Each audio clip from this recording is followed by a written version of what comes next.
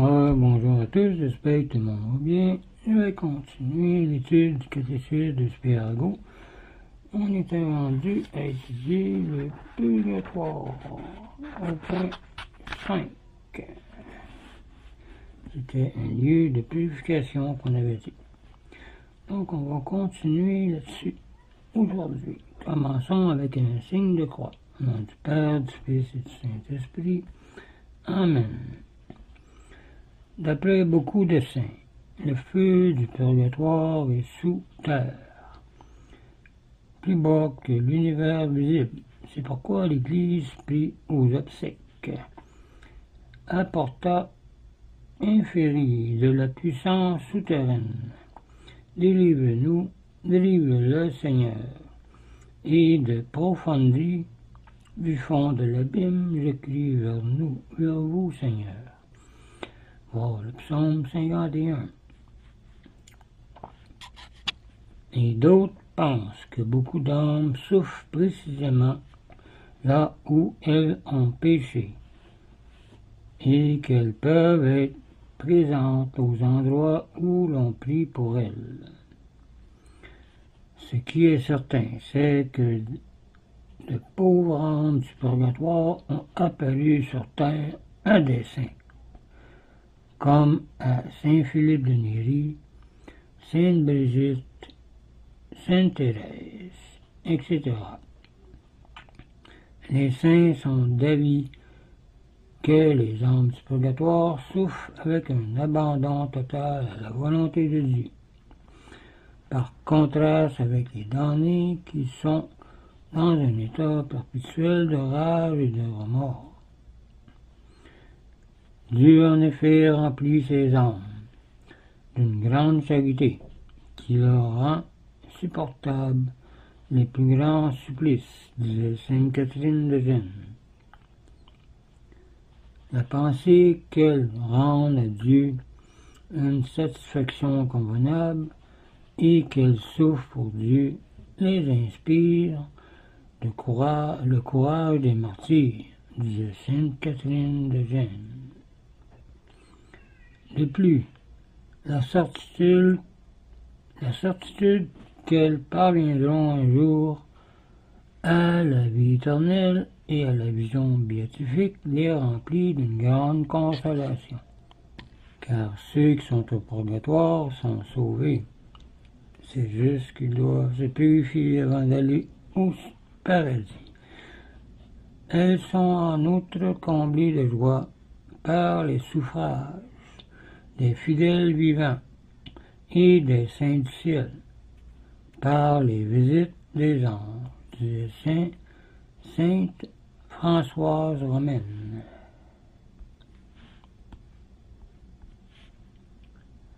On peut croire aussi que leur souffrance diminue à mesure que leur connaissance de Dieu augmente, disait Sainte Catherine de Gênes encore.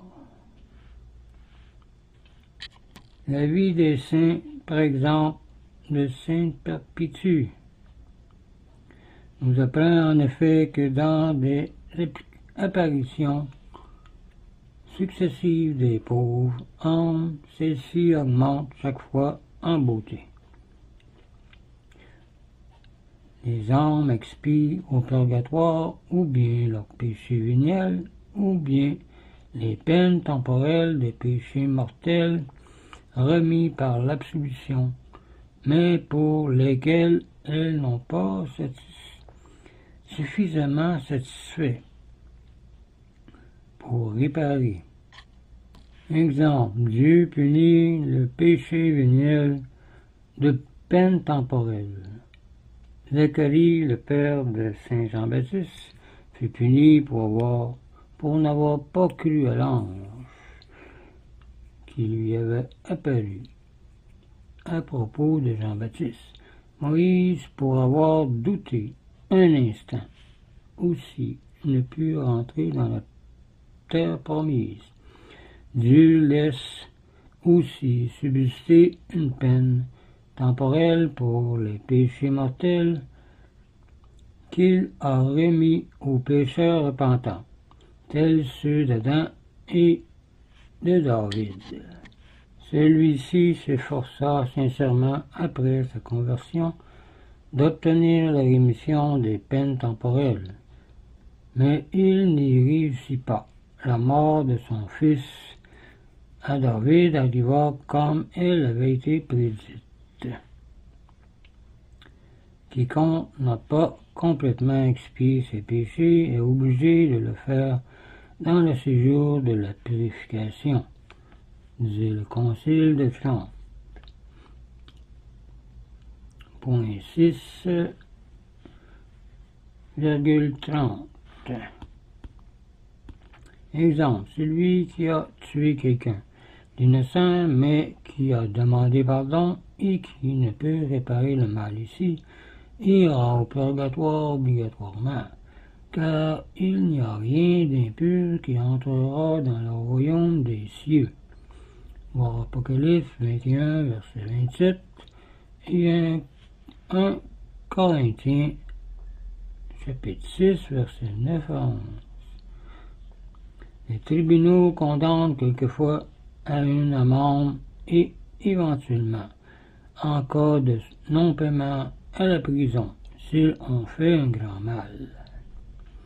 Dieu fait de même pour nous corriger. Si le pécheur ne satisfait pas à sa justice ici-bas, il le fera nécessairement dans la prison du purgatoire.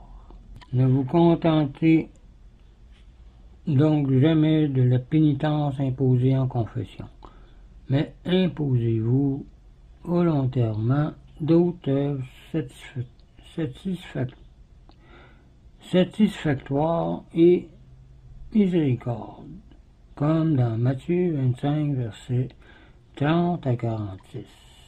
On peut aussi faire pénitence en supportant patiemment les maux de cette vie, par exemple la maladie, et en acceptant avec résignation la mort quand elle viendra, quand ce sera notre heure. Surtout, ne regardez pas le péché véniel comme une chose légère, car il faudra l'expier durement aussi, si on ne l'a pas expié ici-bas. Les souffrances des âmes du purgatoire consistent dans la privation de la vue de Dieu et dans de grandes douleurs, beaucoup plus que sur la terre. Ce n'est pas en vain que nous disons la prière.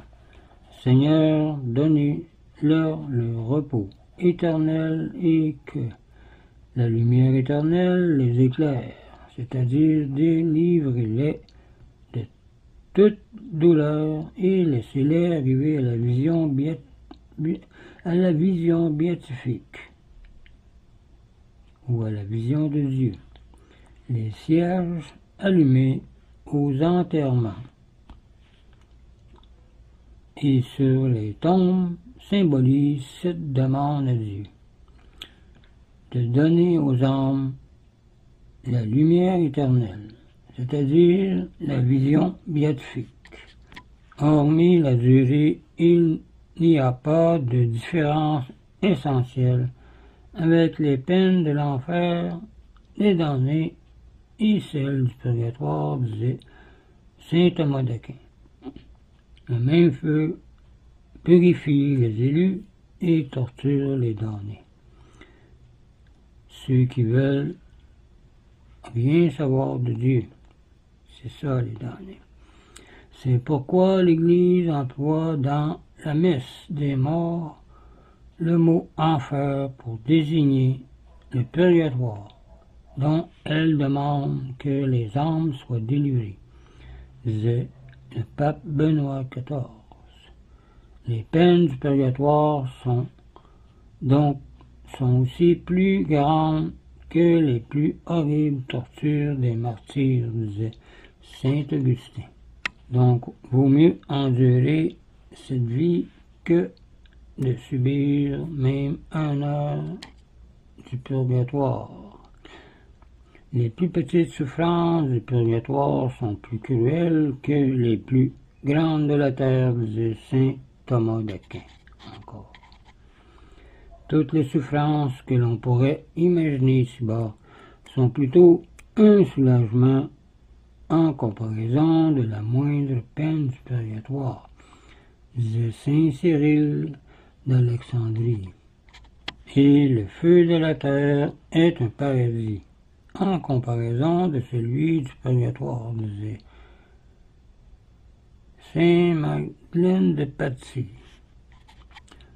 Donc je vais arrêter ici pour aujourd'hui pour cette vidéo. On continuera la prochaine fois avec ceci. La rigueur et la durée des peines du purgatoire sont en raison de la gravité des péchés, ce qui est normal. Donc, je vous laisse là-dessus, je vous dis au revoir et union de prière.